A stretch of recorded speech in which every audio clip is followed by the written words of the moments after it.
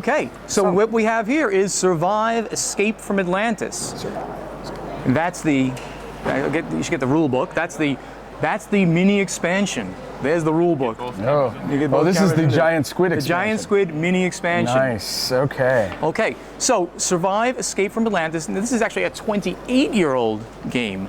Originally printed in the United States and Canada as Survive, and also printed later on as Escape from Atlantis and Atlantis in Europe. Not to be confused with the year ago, Leo Colovini Atlantis. That was a different game. So Survive Escape from Atlantis, a classic game that has sold 1.5 million copies worldwide in its original incarnations. We brought it back with completely upgraded components and some things that have never been done before in the gaming industry. Sure. So let me talk about the components first, because that's a big change. Yeah. First of all, I'm not sure what the camera can pick up. If you can get those punch boards. I will confirm whatever the case may be. There's 3 different size tiles in this game. There's this, sort of the standard Carcassonne, like 2mm thick tile. Then we have like a Taluva 4mm thick tile. Cameras. And for the first time ever in the industry that we know of, and I'm pretty sure this is the case, 6mm punchboard tiles, and that's basically the beaches are 2, the forests are 4, and the mountains are 6. Nice. And again, I don't know what the camera can pick up, but you can see the size of this punchboard for the 6mm tiles are just insane. We had to go to 10 printers to find somebody who can actually punch 6mm thick tiles. So we're really proud of that first in board gaming industry. Nice. If you remember the original, all the tiles were 1mm thick. The boats were a 1mm thick cardboard. What we did here is we made the boats wood, and they're slotted. They're slotted so that people you can fit 3 in a boat. Sweet. You can fit 3 in a boat, and they slot in really cute like this. There's a lot of cuteness factor in this game, and we wanted to keep that in the game. Sure. All the meeples are wood. All the seeples are wood. Some people love that term. Some people not so crazy about that term. But you have sharks. Sharks eat people. Sharks. You have whales. Whales topple manned boats, and you have sea serpents who go after everything, the manned boats, and they eat the people as well. Of course. Those are the components of the Survive portion. What we've done, we've taken it to the next level as well. Since Escape from Atlantis had other components and had some different rules, we've added those in so that you can play with either one. So we've added in the dolphins, which are now the good guys. They help people. Cool cuteness factor there. Very nice, yes. And we've added these dice. This is the creature die that came with the original Survive, and these are dive dice. So it's a slightly different mechanic that you use to roll the movement of the creatures using these dice versus these. We've added both of those in so that now you can have the experience of Survive, or you can have the experience of Escape from Atlantis. Either way, both possible. And we've added 6 or 7 challenge rules into the game so that you can say, well, I want to play with this and I don't want to play with this one. You can pick whichever rules you like to play. Okay, cool. Does the backside of the tiles still have... Yes, they do.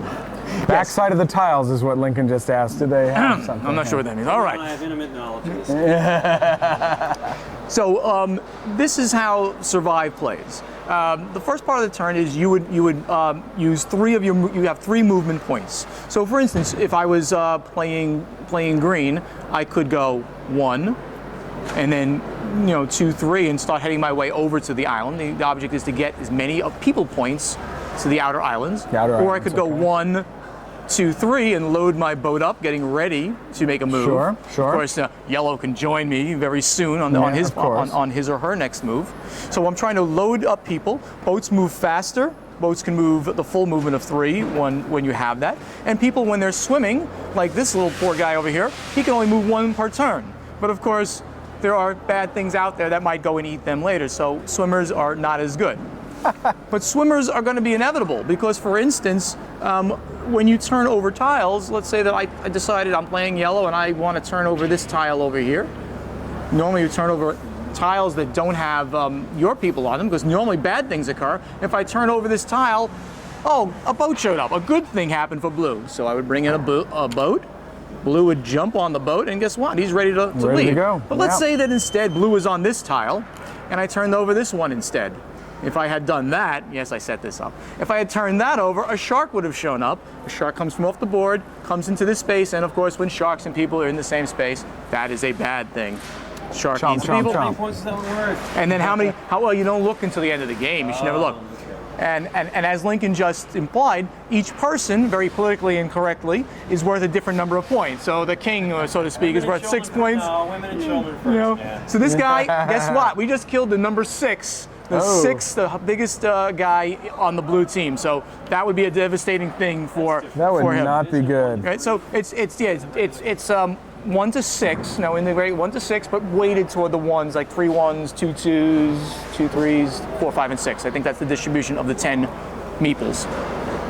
Speaking of that, in terms of setup, how did the guys get out on the board? Okay, that's good. I didn't go through the setup, Yeah. but setup is randomized. So the first thing you do is you randomize the tile placement. So you shuffle. It's very tough to shuffle these very chunky tiles, but Sure. you shuffle them up and you randomly place the tiles. Okay. And then in turn, you get to place 1 meeple each. You'd go, Lincoln would go, Kevin would go, I would go, and place On all the each meeples. of the- right one per per tile. spot. You Okay. can't group up until later. When you Sure. start moving, Sure. then you can group up. Okay. And we've actually added one of the challenge rules. I think it's called densely populated challenge rule, where you can start with 2 meeples on one space. So again, to customize the experience Sure. for the player, we've added various rules to do so. Okay.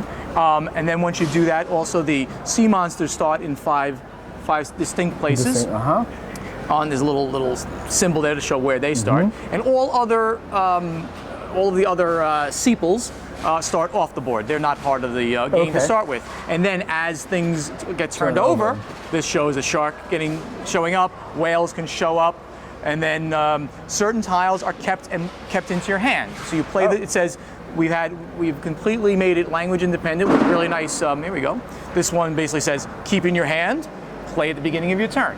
So you keep in your hand, and then if you want at the beginning of your turn, before you make your movements, you can say, okay, I can dive a sea monster to any vacant sea space. So if I want to, I can take the sea monster and put him here. Okay, a very aggressive move for a sea monster, for instance. And so that's the basic game. The game continues until you first sink the beaches, you then sink the forest, and then you finally sink the mountains. And when I thought I set this one up, but now I forgot. When you finally pull the end of game, this is a whirlpool.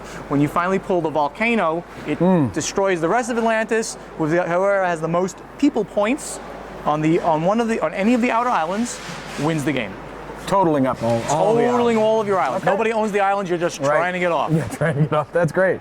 Now, what we did, this game is currently in pre-order with Stronghold Games, so you can go to our website and pre-order it for 30% off, and you'll get the game shipped to you before it ships to distributors or retailers. We always promise that, and we believe the shipping will be by the end of November.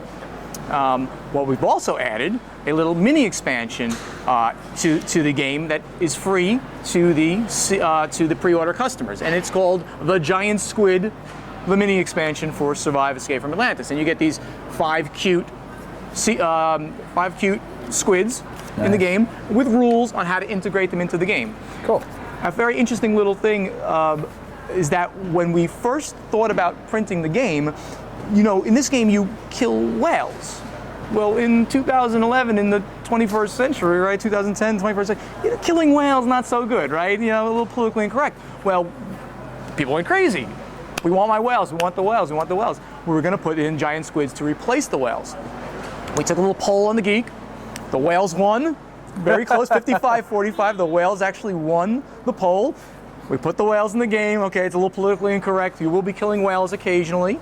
But we said everyone loved the sculpt on these cute little these cute little They're great. giant squid, which you can play either direction. So we said, you know what? We're going to print them as a little mini expansion and put them in for our pre-order customers as a pre-order Solid. bonus. That's great. Cool.